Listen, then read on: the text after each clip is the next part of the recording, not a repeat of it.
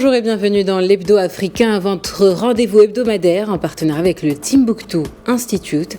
Et pour discuter des défis à relever sur le continent africain, nous sommes en compagnie d'Abdulrahman Diko, chercheur associé au Timbuktu Institute. Bonjour.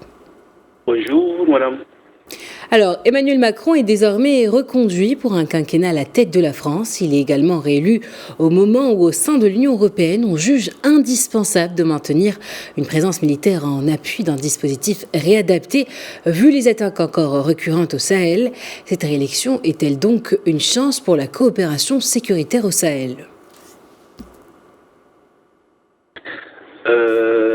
La réélection d'Emmanuel Macron à la tête de la République française, comme vous le dites, est une chance pour la coopération stratégique ici au Sahel.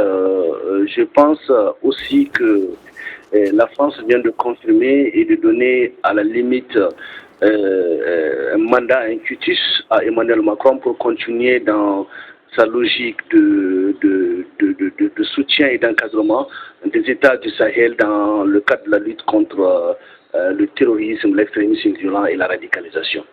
Donc, on peut retenir globalement que la France affirme de manière officielle aujourd'hui sa volonté plus ou moins officielle de continuer sa coopération avec l'Afrique et éventuellement d'envisager d'autres formes de partenariat stratégique qui déboucheront certainement sur une politique plus ou moins officielle et consensuelle dans la lutte contre le terrorisme de manière globale ici au Sahel. Alors, les Suédois et les Tchèques, les troupes suédoises et tchèques, se désengagent militairement du Sahel. Les Danois ont, eux, été renvoyés du Mali. Ces signaux sont-ils rassurants alors que la France comptait surtout sur une européanisation de la coopération sécuritaire au Sahel ? Je pense très bien que sur cette question, on retiendra tout simplement que la position des États du Sahel en général et celle du Mali en particulier est assez édifiante puisqu'on ne parle pas d'un départ mais plutôt on parle d'un renvoi. Que le Mali a volontairement décidé de mettre fin à la mission de ces troupes-là, juste dans le cadre de l'affirmation de sa souveraineté mais aussi dans le cadre de la responsabilisation de l'État malien dans la gestion de la crise qu'il traverse. Donc, il faudrait retenir de manière très claire qu'aujourd'hui, les États du Sahel, de manière globale, sont lancés ou sont rentrés dans une logique assez stratégique qui consisterait à affirmer une sorte de souveraineté et d'indépendance. Et cela ne saurait être possible simplement que par la rupture d'un certain nombre de relations plus ou moins diplomatiques qu'il entretient avec la France et les autres États de l'Union européenne. Donc, il est clair aujourd'hui que les États du Sahel, de manière globale, ou du moins les populations des États du Sahel, affirment très clairement leur position par rapport à la présence, n'est-ce pas, de ces troupes étrangères au Sahel, qu'ils considèrent comme étant une deuxième forme de recolonisation des États.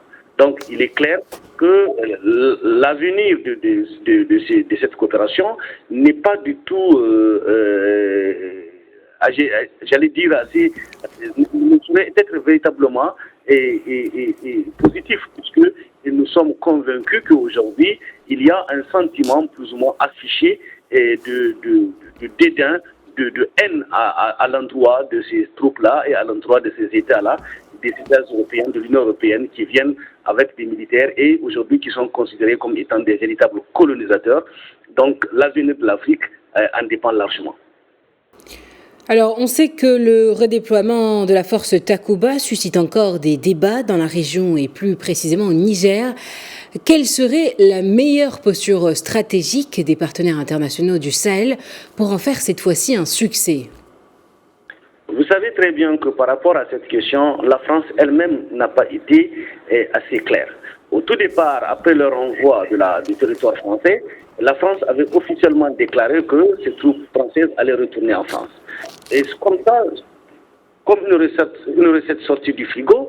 On apprend désormais que le Niger représenterait une nouvelle chance pour ces troupes-là et que ces troupes-là vont être cantonnées au Niger. Donc, c'est assez inédit et j'allais dire que c'est assez incompréhensible. L'un de l'autre. Ce qu'il faudrait retenir de manière globale, aujourd'hui, si nous sommes véritablement arrivés à ce stade-là de frustration, de fragmentation de nos relations diplomatiques avec la France, il faut envisager une solution que je trouve assez efficace.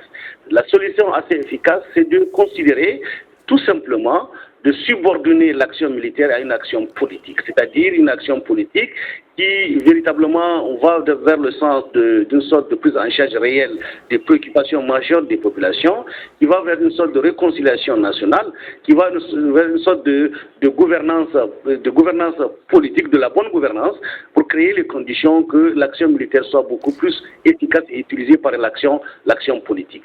Eh bien, merci Abdulrahman Dicko pour vos précisions. Je rappelle que vous êtes chercheur associé au Timbuktu Institute. C'est la fin de votre hebdo africain. Merci de l'avoir suivi. Merci.